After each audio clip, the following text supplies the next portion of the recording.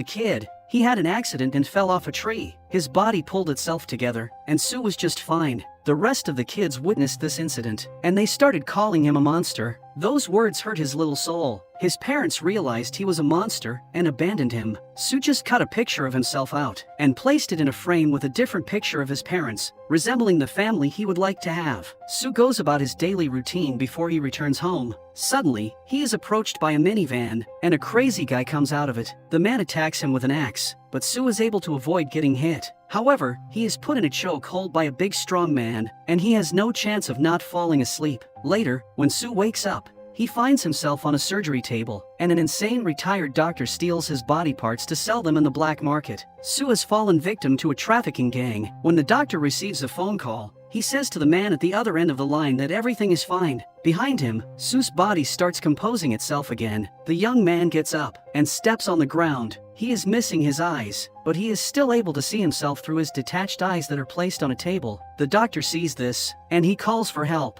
Sue grabs one of his eyes, and the eye attaches back into his eye socket. As the gangsters come in, Sue has to escape and jumps out of a window. However, his one eye is still with the doctor. Since he is missing one eye, Sue now wears an eye patch. In the morning, people start gathering around something that looks like a beautiful sculpture. Out of nowhere, the sculpture starts bleeding, and the people realize that this is actually a human. Detective Choi runs there and takes the sculpture back to the lab. This is not a real piece of art. It is a dead woman who has been made a sculpture. Choi knows that he has to deal with a weird killer this time. On the sculpture's body, the forensics personnel see a marking consisting of the letter PL. Choi and his fellow detective Yong assume that this killer signed what he considers to be his art, just like real artists do. Soon, 2 more bodies are found. Detective Choi believes that he is dealing with a serial killer, but this one is more dangerous because he is smart. When 1 more body is found, Sue happens to be in the crowd. That night, Sue starts playing the guitar, but he suddenly experiences some form of pain in his eye socket. Without being able to explain it, his vision transitions to another place, and he is able to see a computer screen. A man is watching a birth chart. On this chart, there is also a marking that seems like the letters P and L are written together. When the pain is gone, Sue loses this image. He knows that he is being connected to the person who has his eye. The next morning, Sue goes to work on a junkyard. 3 young guys are bullying his old boss, and Sue tries to help the man. As he takes the old man away, the 3 young guys are not yet satisfied, and they want to fight him. One of them pulls a knife and threatens Sue with it. Soon, he does more than just threaten Sue and cuts his ear. Sue grabs his ear from the ground and tells these guys that this is enough for a day. While they also see his eye socket, the young guys are scared and run away. Then, Sue's ear attaches back to his head. Later, Sue decides that he has to get his eye back. He returns to the place he was operated on, believing that his eye is going to be there, but he is not going to have enough time to look around for it. The bad guys spot him, and they hunt after him. Sue tries to escape through some alleys, but he is cornered. Unexpectedly, a girl named Irang emerges and takes him to yet another dead end. Sue asks her if she is working with the traffickers, but the girl has other intentions. She uses a knife to cut his leg because she wants to see if he is what she calls a connect. Indeed, Sue's leg heals instantly. The 2 of them won't have enough time to talk because the gangsters are approaching. Sue tries to run away, but Irang has another shortcut for him. Knowing that he will be okay, she just throws him down the road. Sue gets up pretty fast and runs away. When Sue returns home, the connection happens again, but this time things escalate. He sees the man working on an album that includes several drawings. On a page, he also sees the symbol PL. Unfortunately, Sue now knows that his eye is in the head of the serial killer, who is terrifying the city with his lethal art. Sue jumps online in order to do some research about it, but he will have more clues revealed for him soon. The next day at work, Sue has another connection with the killer and sees the face of a woman named Suni. In addition, he sees a piece of art and realizes this is a famous square in the city. Sue rushes to that square, looking around for the killer. He has yet another vision and sees Suni again. The killer is having lunch with her, and they're friends from the company they work in. Sue runs to that place and bumps into a man named Jean Siep. Sue has no idea that this is the man he is looking for. Siep is the serial killer who likes to turn his victims into art. As he enters the store, Sue tries to talk to Suni and asks her about the man who was sitting with her. Everybody believes that Sue is a stalker, so a guy sitting with Suni and her friends tries to push him away. Sue knows that there is nothing he can do, so he just leaves. Later that night, Suni visits Siep because she has a crush on him, but she has no idea that she is stepping right into the nest of the wolf. The next day, Sue enters the building of the company, where all these people are working and looking for the killer from his visions. However, Suni's friend recognizes him from yesterday. As it is revealed, Suni is dead, and her friend blames Su for it. Seeing that Su looks like a psycho, because he is missing an eye, the policemen arrest him. As they intend to walk him to the police station, the girl from earlier appears again and uses a taser on the policeman. Then, she cuts the straps from Su's wrists, not being careful at all, because she knows that Su will heal even if she cuts him. The two of them go back to Su's place, and they have some time to discuss. Irang seems to know many things about the people she calls connects, so Su naturally wonders about it. As Irang claims, she knows about these people because she has witnessed a connect in action since she was a child. Back then, a truck was driving toward her, but a boy jumped on the way and pushed her away. The boy was hit by the truck. The driver ran away because he was scared, and there was nobody else around. That boy's body started fixing itself and the boy got up. He was totally fine. The boy ran away, and Irang never knew his name, but she continued doing research on these special people to this day. As she has figured out, these people have something to do with the country's largest pharmaceutical. Su is not the only person with special abilities. There are more people like him, and Irang will even introduce him to some of them soon. For now, the girl advises him to wear sunglasses because the police are looking for a man with an eye patch. They don't want to make it that easy on them. The two of them proceed to do some groceries, but Su realizes that there are pictures of him everywhere, so they have to leave this place. When Su gets back to the junkyard, he listens to his own voice on the radio. He sent an anonymous demo version of a famous song to a producer, and it seems like the producer liked it. Later, Su wants to know more about this killer's birth chart, so he visits an astrologist to ask her some questions. As it appears, the symbol used by the killer is the symbol that corresponds to the planet Pluto. The next day, another murder takes place, and everybody rushes to the scene, including Su. At the same time, Su is being followed by the traffickers, and they spot him in the crowd. They start chasing him, and the police start chasing them. One of the gangsters finds Su, but the young man has toughened up and beats him. Then, the guy with the axe comes behind him and cuts his hand. However, Su's hand is attached to his body again. Irang appears from behind and uses the taser on the guy with the axe. The two of them run away, and Irang exchanges contact information with him. Elsewhere, Detective Choi wants to have a talk with Siep. The questions he asks are pretty basic, but the detective realizes that Siep is a narcissist. Later, Siep plays a music track on his computer, and that track is none other than Su's music. The song triggers their connection, and the two of them experience pain in their eyes. The next day, Su tries to get on him,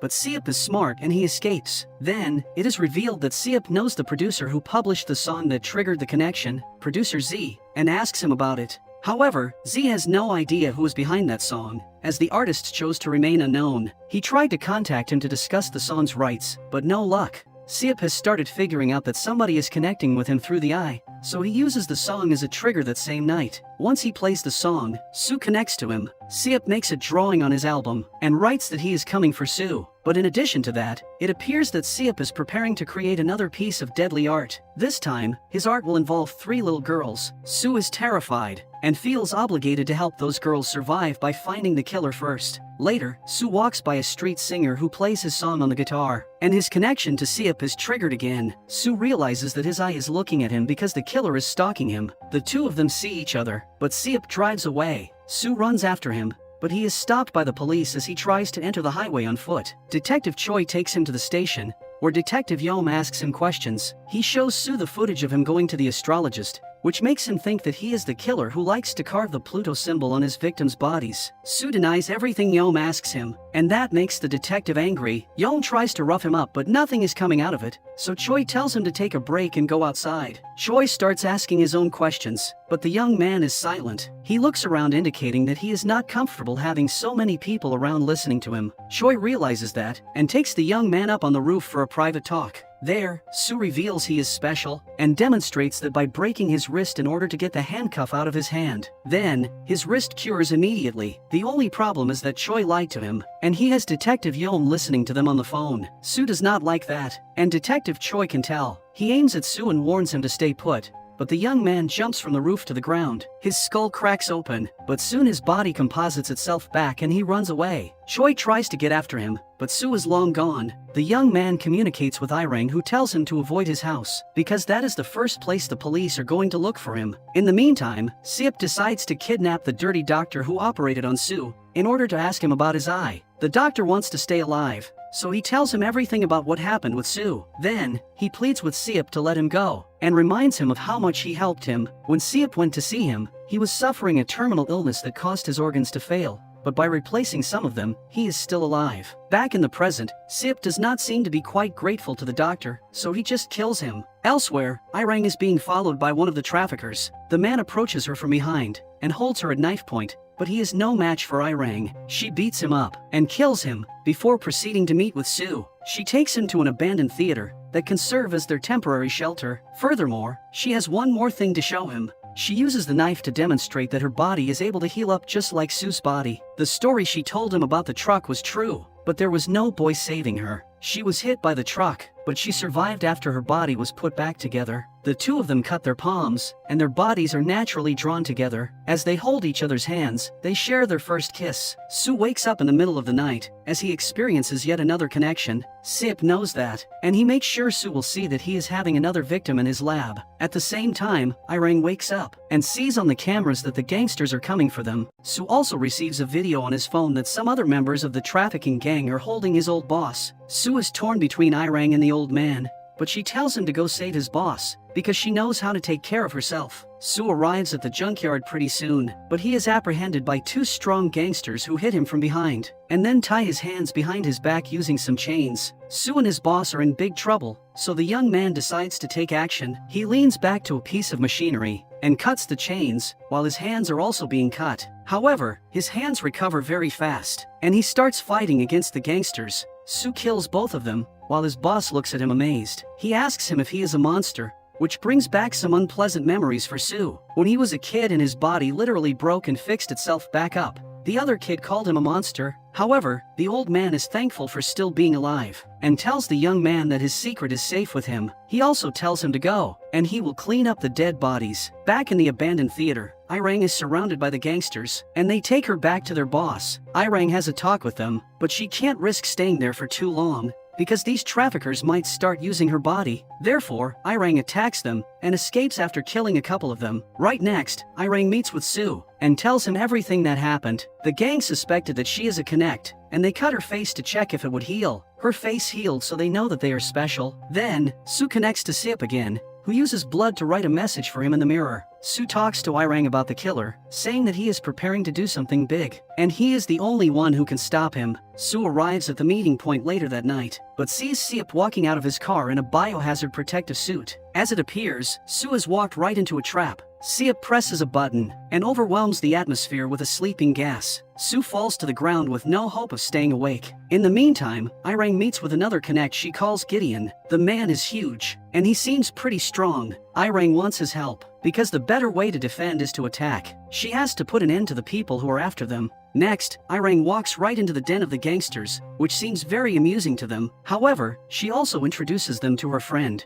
The two connects start fighting the gangsters, and they eliminate them one by one. Gideon uses his tremendous strength while Irang uses her knife skills. Once they are done, Irang opens her phone to check Sue's location, as she is obviously tracking him. When Sue wakes up, he finds himself tied up in the back of a van. At the same time, Siep is having strange fantasies. He imagines that he is driving alongside Sue. He is telling him about his grand plan, which is for them to become one. Since his eye connects them to one another, they can become one if Siep takes his brain and puts it in his head. When they arrive in Siep's lab, the killer starts explaining his big plans, as well as introducing Sue to the doctor who took his eyes out. Then, he brings one of his other prisoners inside, and Sue realizes that this man is Producer Z. Siep wants to showcase his plan, and cuts two fingers, one from Sue and one from Z. A normal finger would not attach back to the hand, but when he brings Sue's finger near Z's hand, the finger attaches to the hand, even though it does not belong to the original body. On the other hand, Sue's body also absorbs Z's finger. Sue asks Siep to spare Z's life, but Siep will only do that if Sue agrees to merge with him. The two prisoners end up in a huge fridge. Sue tries to talk to Producer Z in order to keep him alive, but the man is having a hard time since his body is unable to withstand such extreme cold exposure. He is not Winter Soldier after all. As the man dies, Sue is infuriated, and he forces his hands to cut through the handcuffs. Of course, he heals up instantly once more. While Siep is preparing for his crazy experiment, Sue tries to break the fridge's door, but he is unable to do so. Meanwhile, Irang parts ways with Gideon, and follows the phone signal to find Sue. As she approaches Siep's location, she is attacked by the maniac killer. Her hand is cut, but she heals immediately. The two of them start fighting each other until the serial killer sends her flying to his lab. However, he decides to walk away, as he knows that he won't probably be able to kill her. Irang finds the huge fridge and frees Sue. At the same time, Detective Choi has put the clues together, and he arrives at the same building looking for Siep. Back in the lab, Irang tells Sue that she has to find her friend, but she also tells him that he has to find Siep and put an end to this madness. Detective Choi comes face to face with Gideon and points his gun at him. Things get a bit out of hand, and Choi shoots the big man. However, Gideon is able to heal and gets back up. Irang finds the two of them fighting and calms them down. She explains to Choi that they are not his real enemy. They have been hunted down for such a long time by everyone they know, and this has to stop. Elsewhere, Detective Yom is searching for Siep, but the killer sees him first and terminates him. However, the killer is not free to go yet, as Sue is also looking for him. The Connect grabs an axe and finally comes face to face with the killer. Siep tries a few dirty tricks. He starts singing Sue's song, so he connects to his eye and his vision is confused. However, Siep has to also use a pistol to keep Sue back, because the young man is rushing toward him. Although Sue receives a few shots, even in his head, he is able to recover. He approaches the killer, grabs him by his throat, and lifts him in the air. It is time for Sue to reclaim his eye. Once he has his eye back, Sue starts beating the killer up. As he is about to finish him with a long knife, Detective Choi holds his hand and asks him not to do it because that would mean he becomes a killer himself. Plus, Choi would have to persecute him if he becomes a murderer. Sue is convinced and runs away with Irang. However, the two of them are apprehended by a bunch of armed helicopters aiming at them. Let's not forget about Sue's pinky finger, which is now moving on producer Z's body.